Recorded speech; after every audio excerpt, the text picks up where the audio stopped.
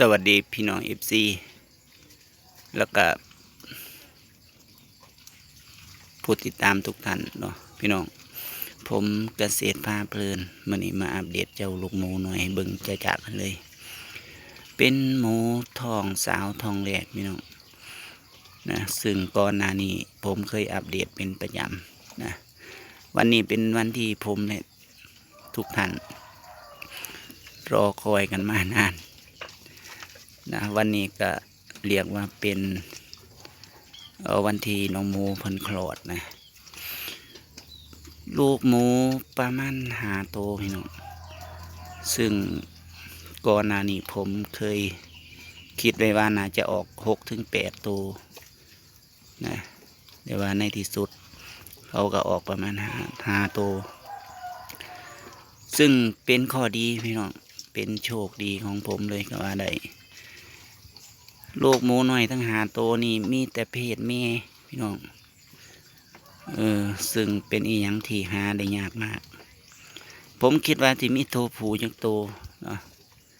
แต่ว่าปรากฏเบิ่งแล้วนี่ทั้ง5 ตัวนี่เป็นเพศแม่ทั้งเบิดเลย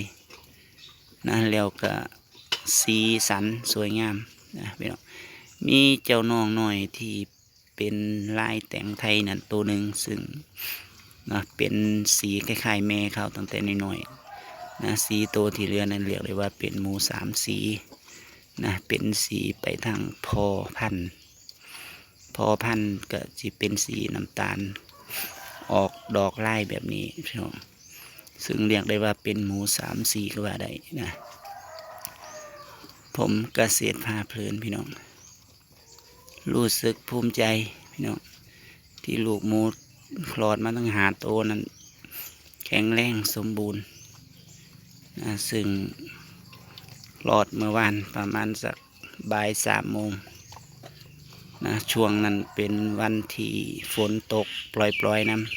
ำก็รู้สึกว่าน้องหมูนี่นะออกมาสมบูรณ์บ่ฮ้อนจนเกินไปนะเรียกว่าอากาศพอดีนะจากมื้อนั้นจนมื้อนี้นะเมื่อวานจนกระทั่งเดี๋ยวนี้อากาศก็ยังเย็นพี่น้องมีแดดเล็กน้อยตอนนี้นะ